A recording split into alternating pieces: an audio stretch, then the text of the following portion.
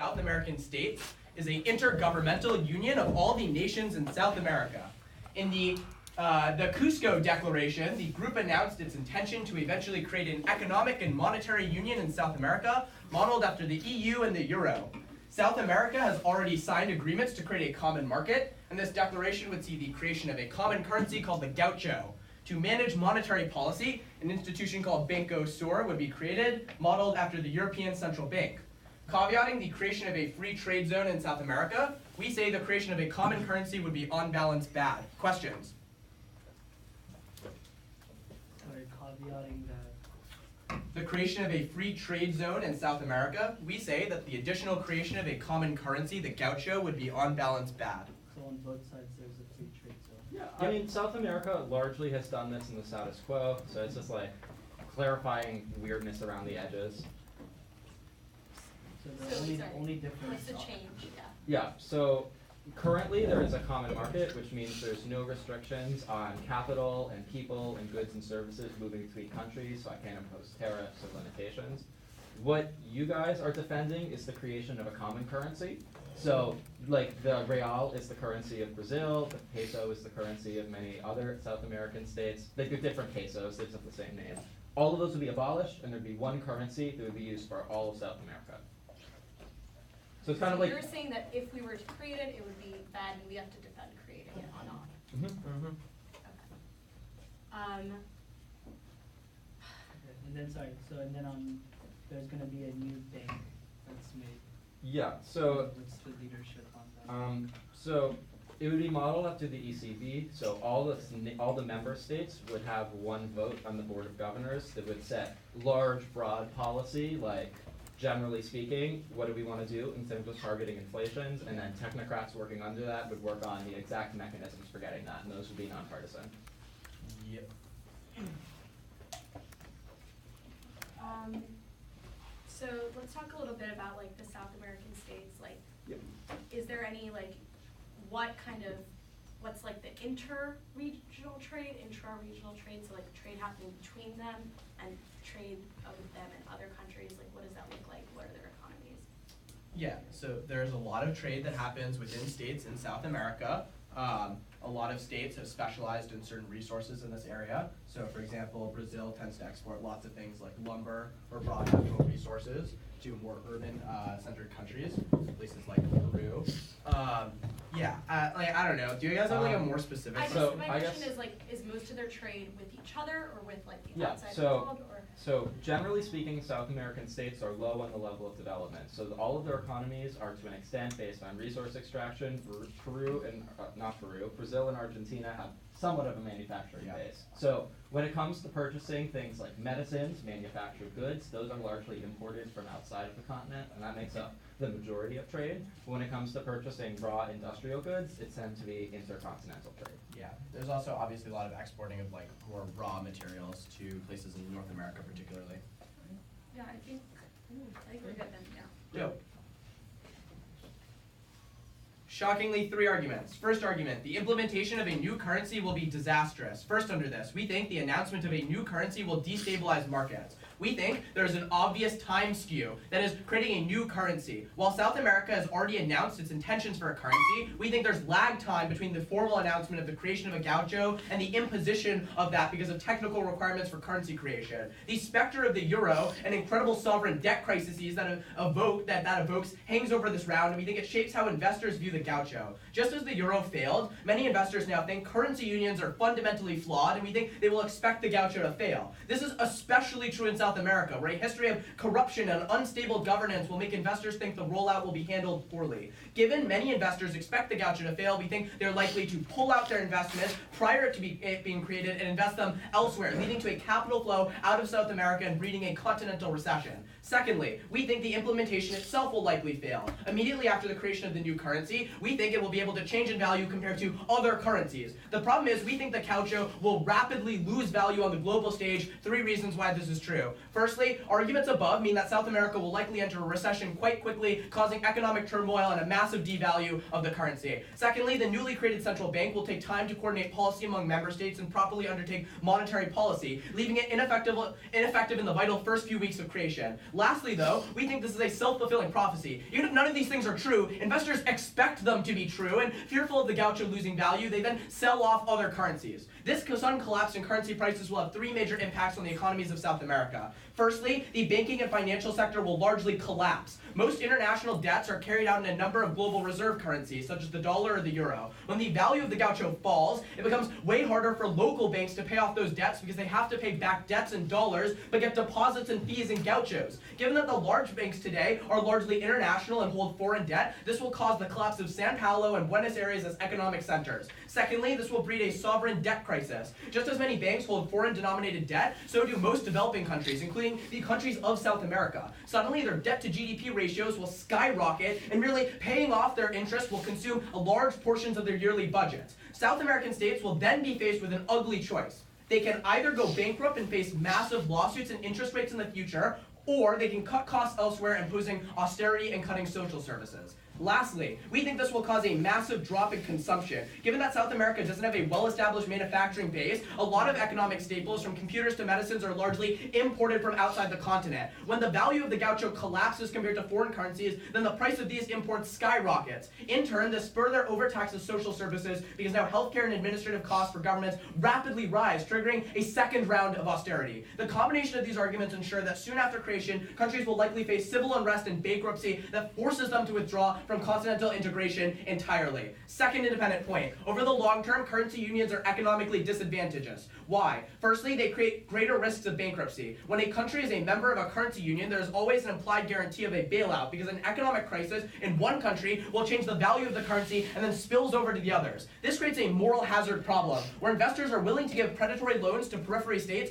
knowing they will be reimbursed by someone. To a large extent, this drove the current financial crisis facing many of the peripheral Eurozone members. Look to countries like Greece. This leads to two impacts. Firstly, there are mere numbers of debt. The mere simple number of debt crises rises because government debt loads will increase precipitously. This makes the entire continental economy less stable and thus will decrease things like FDI, creating a vicious cycle where debt instability breeds economic slowdown, breeding further debt instability. Secondly, this will drive some nations into bankruptcy. Look, Brazil isn't Germany. It doesn't have the infinite funds to bail out its neighbors, and a large-scale debt crisis overwhelming the continent will collapse the currency union.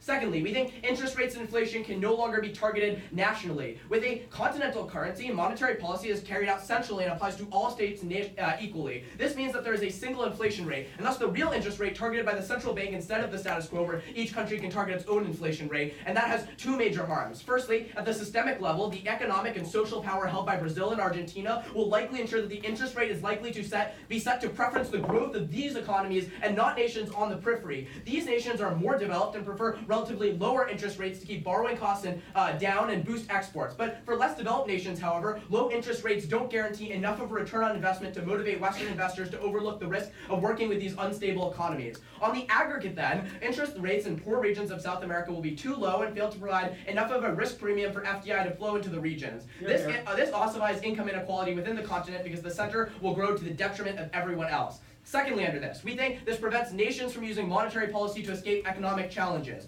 Why? In the status quo, each country has independent control over how much money exists in the economy because their central bank can either print more money or pull money out of circulation to change inflation and interest rates. The ability to control the economy like this is critical in times of economic hardship because it allows access to counter-cyclical financing. For example, decreasing interest rates during a depression so businesses are willing to take out loans and hire new workers. On-side op, however, states lose that freedom. A continental central bank has incentives to only care about international crises and not ones that occur at the local level, so they don't adequately respond. Worse still, it forces countries to use fiscal policy in times of crisis. Countries only have two options to pay down debt. They can spend less money on government services, or they can decrease the value of their currency. When countries cannot access the latter, the only way they can repay debt is by canceling social services and using that money for debt repayment. When countries are forced to use austerity to balance the budget, it increases investment risk because basic social services and safeguards are cut. For instance, when Greece had to cut back on education, policing, and welfare during their crisis, fewer people were willing to invest there at all because the Greek economy had even less opportunity to offer. This leads to a further round of investors pulling out money, which is really, really bad. Last argument, independent point. We think this will breed a rise in anti-integrationist populism. Few reasons here. First, we think imposed austerity breeds xenophobia. It is likely over the long term and inevitable over the short term that governments will be forced to cut social spending to balance budgets on side opposition.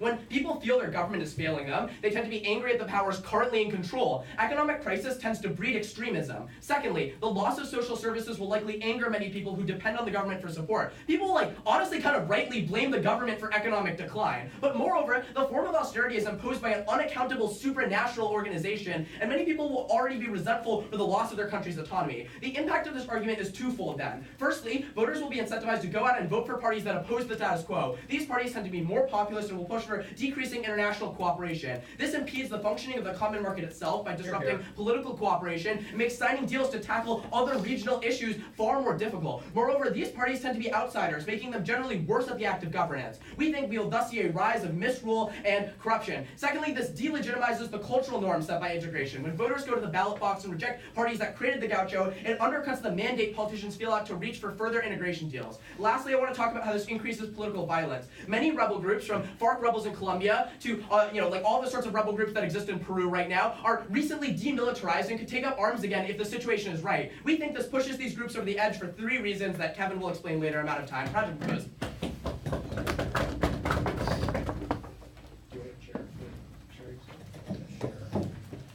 I thank the speaker and I thank all. Also, congrats on being a doctor. Water.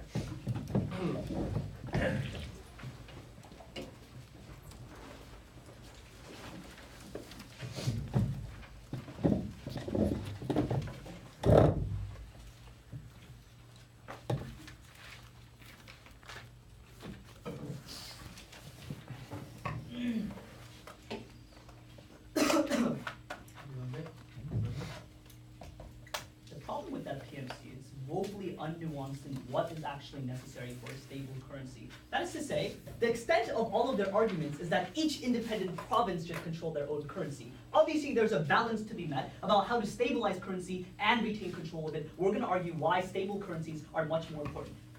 Recognize that on our side of the house, the Latin American countries often have extremely unstable currencies that are often pegged to other economies, as well as the fact that people are artificially changing the rates of currency.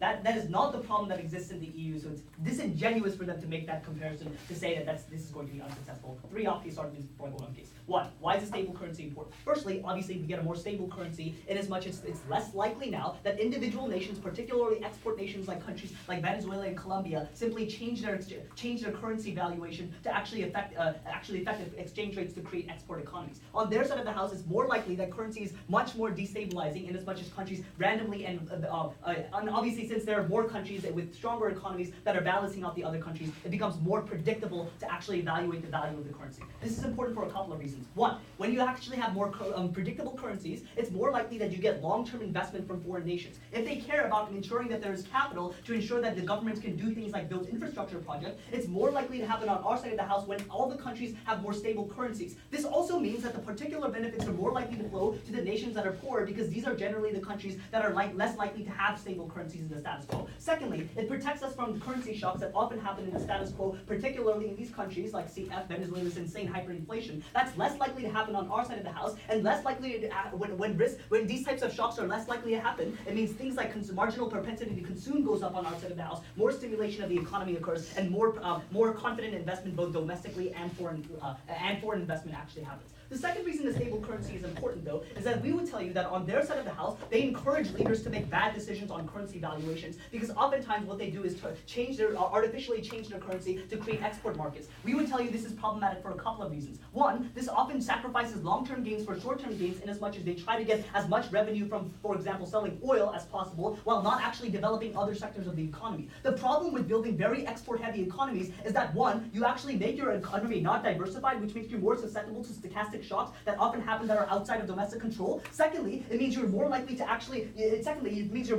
ensure that on their side of the house, when you actually have stronger export economies, it's more likely that certain industries dominate and actually suppress other industries. CF every Middle Eastern country that's dependent on oil ever. Thirdly, we would tell you export economies are bad in as much as when you actually consistently fuel your economy through exports, you're often at the fingertips of like Western nations who often devise trade deals that are actually designed to specifically make you stay on that form of economy such that you can never develop. So even if we bite some of their short-term harm, we're the only side that's actually ensuring that countries move out of the export economy system to actually develop their economy, to actually bring people out of poverty. The second reason we think, second off-case arguments we're going to make, I'll take it later. The second off-case argument we want to make is why we think it's going to lead to more cooperation and integration within Latin America.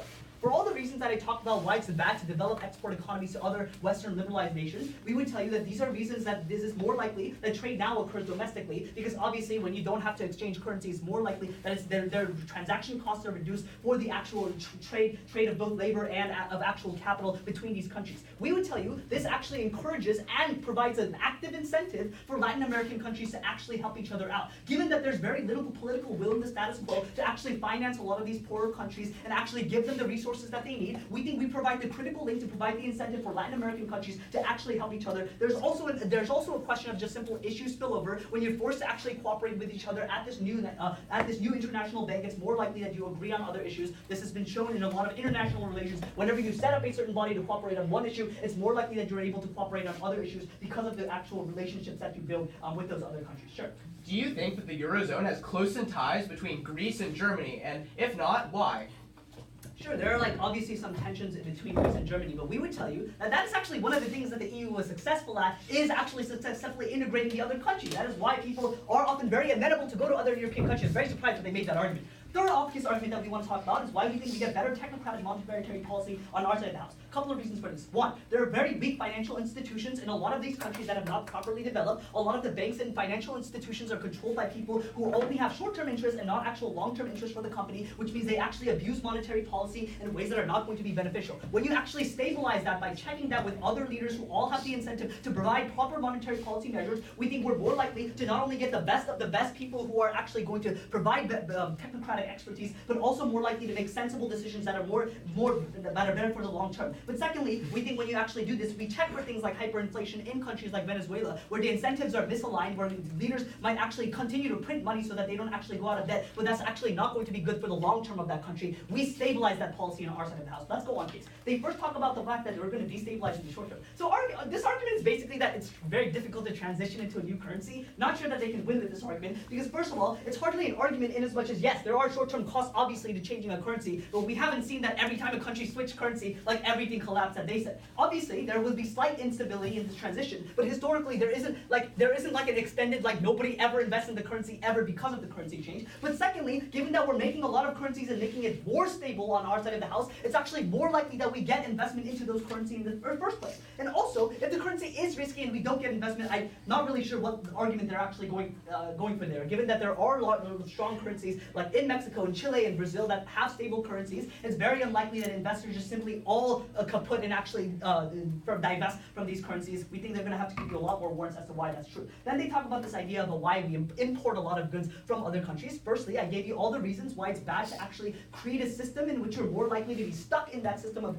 building an export economy. But secondly, this encourages you to, if it is true that it's more expensive to buy import, it encourages you to diversify and create your own manufacturing centers, because on their side of the house, they're forever going to be stuck in that export economy, being dependent on other countries. It's more likely we provide the incentives to actually invest in those other areas and create those types of centers that allow for a self-sufficient domestic economy. Then they talk about this why it's going to be bad that the currency has a guarantee of bailout. Firstly, there's already a guarantee of bailout in a lot of countries like Venezuela. That's why they're all often getting large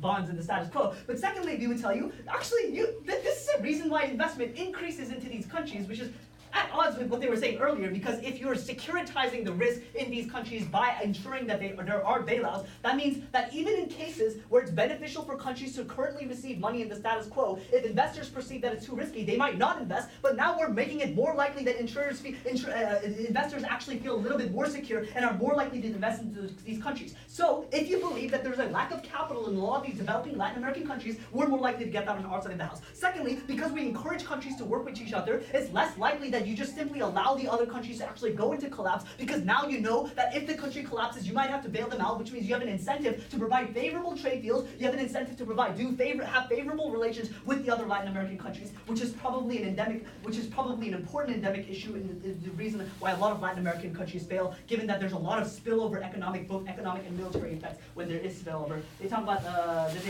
they talk about why it's important to control monetary policy. I already explained to you why monetary policy is often abusive in countries that have destabilized currencies. Well, now we get more stable monetary policy and the best technocratic monetary policy. Then they talk about populism. Okay, again, this is like, if anything, the integration is more likely to happen on our side of the house, given that you have more relationships between the Latin American countries. If they're saying that there's a xenophobia of interacting with like the countries outside of Latin America, then we're fine fighting that, because we already gave you all the reasons why it's better to actually cooperate inwards rather than outwards. But secondly, we would tell you that it's not likely that you get xenophobic about the other Latin American countries now that you have an active incentive to actually help out those other Latin American countries in case you have to bail them out or in case they destabilize your currency. Very proud to close. There. Thank the speaker called on the MG.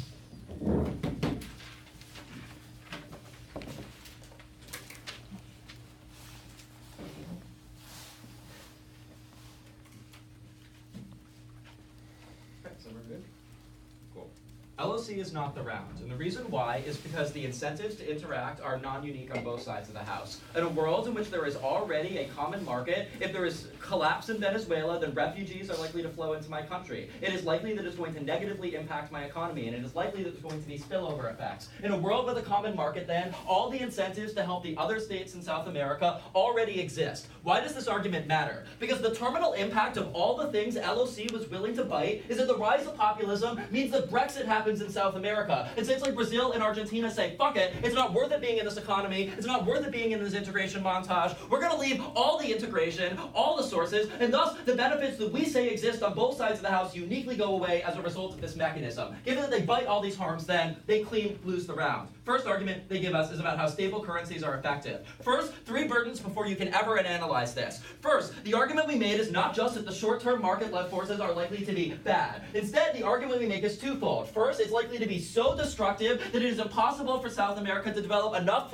foreign exchange reserves to ever be able to stabilize their currency. It means that they will be stuck in a cycle of shocks that never gets to the long term that they say is so valuable. Second, we think that a lot of countries are going to opt out entirely because the short term is so bad, so you never analyze this. Second, the second burden they must meet is that political backlash doesn't happen, because we give you 3 arguments that impact political backlash. First, we think a lot of right-wing political leaders are likely to leave the currency union, which gets to the same harm. Second argument, though, is that I think it's likely that these newly elected parties are going to be bad at orienting policy because they've never been in power before and they're deeply ideological. This has 2 impacts. First, it's likely that the people they appoint to these boards are likely to be really irrational in the type of monetary policy that they make, and this filters down into technocrats, meaning that maybe this currency could be good in an ideal world, but won't be good given the political incentives of those controlling the board. But second, I think it leads to a world where a lot of these people are unwilling to pursue other forms of integration and install other checks and limits on what the common market functions so that you don't get all the same benefits. All those burdens must be met before we can evaluate anything that happens in off-case. Great, let's meet off-case. The first argument they give us is that a stable currency is effective, because this leads predictability to markets and makes it so people are more willing to invest. So the first burden you must try is that their market is comparatively more stable. We give you a couple of reasons why we think this is less likely to be true. The first thing we tell you is that Brazil doesn't have sufficient foreign exchange reserves to be able to stabilize a continental currency. The reason the euro is effective is because the ECP has massive resources they can devote to shoring up the euro when it goes bad. But I don't think there's enough resources to do the same in South America, so I think they're subject to the same form of shocks. What do we think is uniquely bad? So the first thing we tell you is that it's likely that this board will only care about the interests of the most powerful and well-connected countries. This means that periphery countries will be systemically excluded. Why does this argument matter? Because they dropped the PMC argument about risk premium. If I can make 5% on my FDI investment in Brazil and Peru, I will always choose Brazil because the risk that Brazil will go bankrupt is smaller. So what happens is on our side of the house, when the